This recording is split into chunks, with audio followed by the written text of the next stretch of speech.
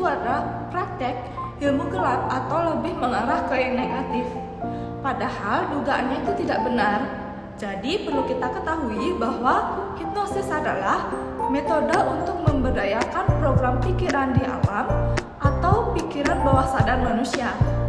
Nah, sedangkan hipnotis adalah orang yang menggunakan keilmuan tersebut. Nah, pada dasarnya pikiran manusia itu kita bagi menjadi dua, yaitu pikiran bawah sadar dan pikiran sadar. Nah, hipnosis dilakukan dengan mensugesti pikiran bawah sadar seseorang, dan sugesti itu dapat masuk karena seseorang tersebut berada di dalam kondisi yang rileks dan fokus. Nah, jadi pikiran sadar hanya memiliki pengaruh 12% terhadap perilaku manusia.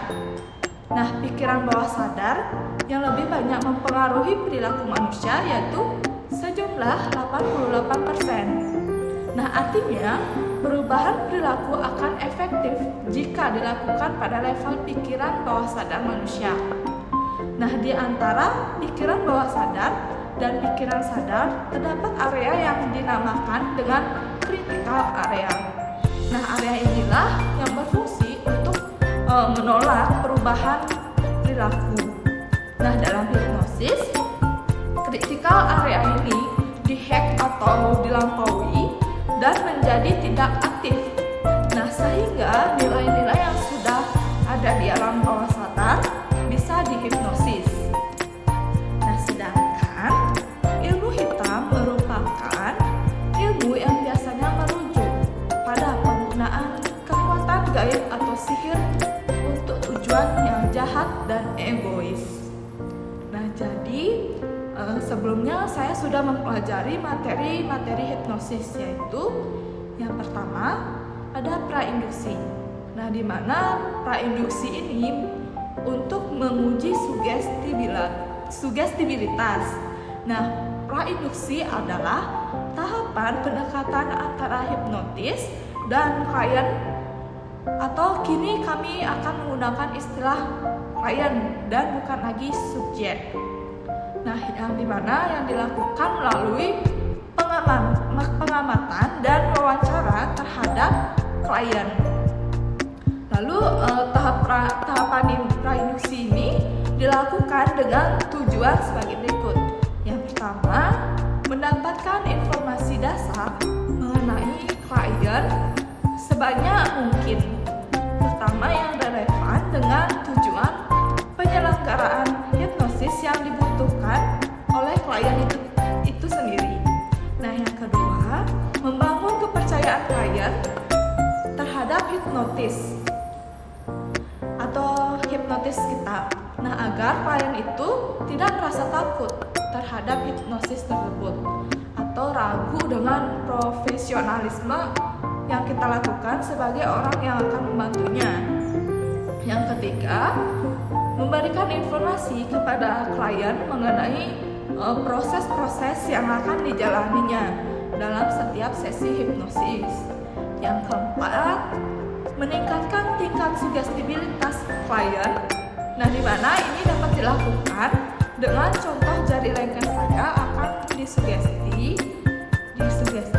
ini untuk bisa merasakan jari saya lengket. Jadi jika itu terjadi, maka dikatakan tingkat sugestibilitas yang saya lakukan tadi sudah sangat tinggi. Dan lalu yang kedua itu ada induksi, yang dimana merupakan teknik untuk membawa klien ke kondisi hipnosis. Nah, fase induksi ini dari proses hipnosis adalah di mana seseorang dibimbing ke dalam keadaan hipnosisnya sendiri.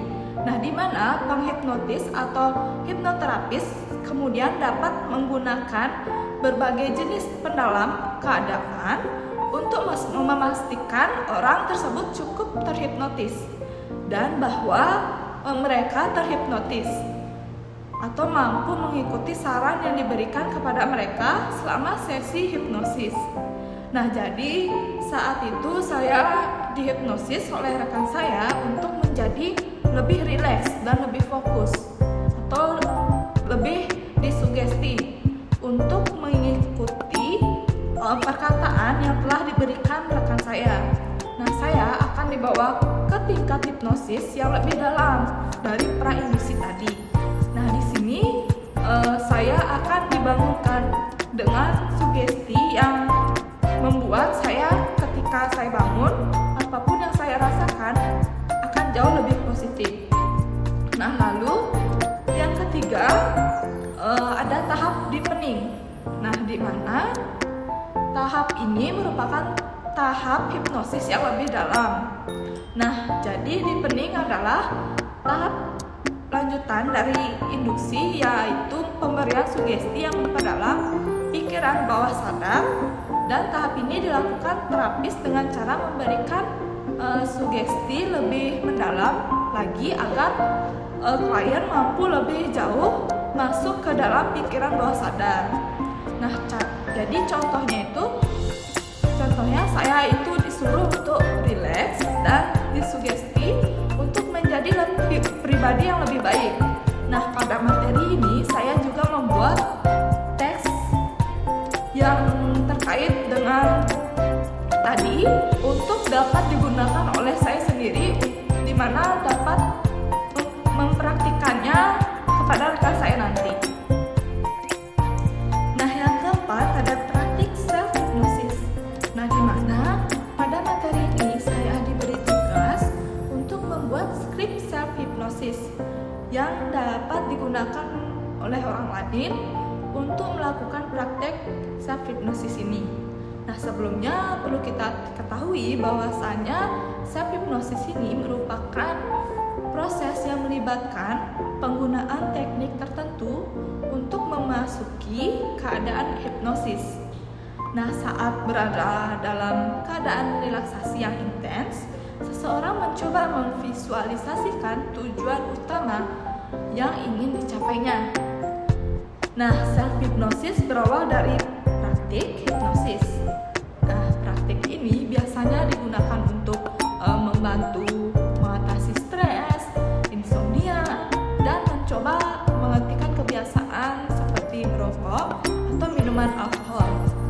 Atau bisa juga untuk mengatasi agar diri kita itu menjadi lebih percaya diri. Nah, mirip dengan meditasi, teknik ini membutuhkan latihan untuk bisa merasakan manfaatnya. Nah, kemudian saya juga telah membuat video self hypnosis yang dapat digunakan untuk mengsugesti diri sendiri agar membuat saya itu lebih bisa cepat untuk tidur di saat malam hari, atau istilahnya self hypnosis ini khusus saya buatkan untuk dapat mengatasi insomnia atau kesulitan tidur.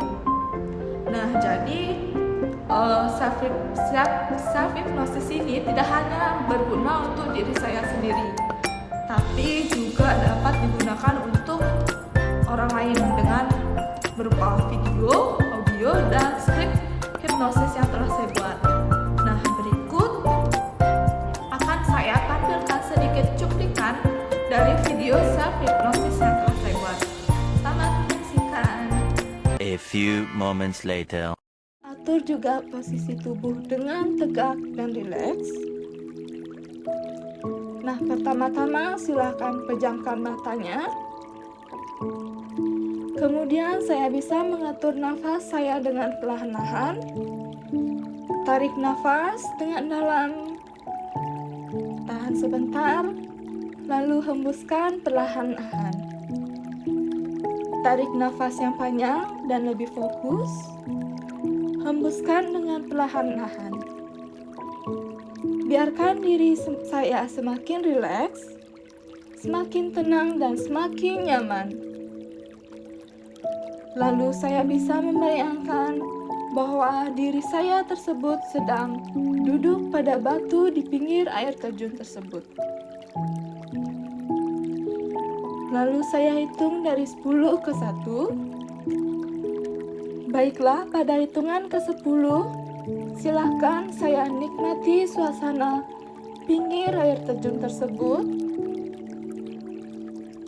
Lalu hitungan ke-9, rasakan tempat tersebut semakin nyaman dan sangat tenang.